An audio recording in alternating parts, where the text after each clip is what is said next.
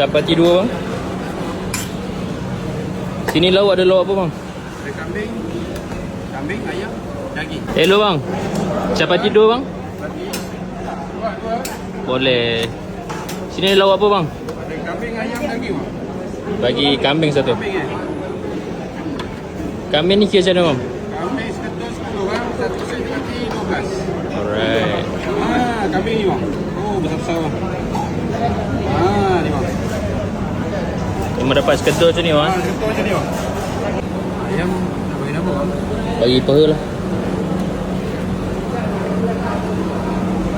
Boleh bang.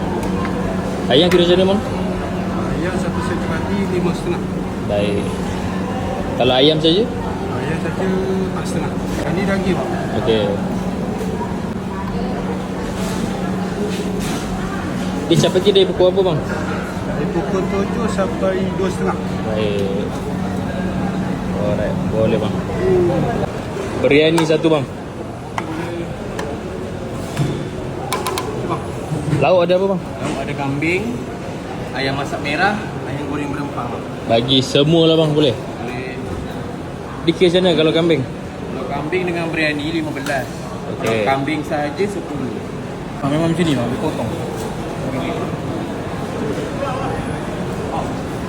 Ayam nak bahagian mana bang? Bagi peha bang. Allah bang. Ayam berempah satu. Ayam apa peha? Peha juga. Sini paling laku apa bang? Berempah lah. Ayam berempah dengan kambing. Okey. Acar nak? Boleh bang. Okey bang. Acar sikit.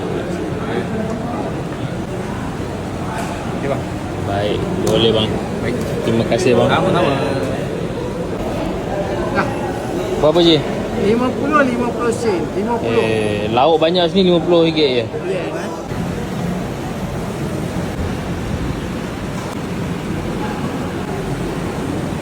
Capati dengan kari ayam. Kambing dia very tender. Dia biryani juga. Lauk dia sedap, kambing dia memang power. Portion besar, korang kena datang try. Ini bang, saya punya tukar capati bang.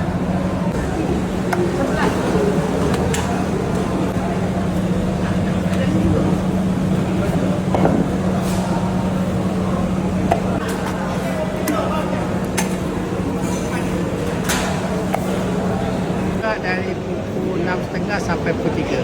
Cuti Sabtu Ahad. Di Penang lah. Penang. Mamak punya style. Berapa tahun Haji berniaga? 40 tahun. Special kambing lah. Seperti kambing, berani kambing. Jalan Duta Komplek Kerajaan sebelah Mahkamah Tinggi.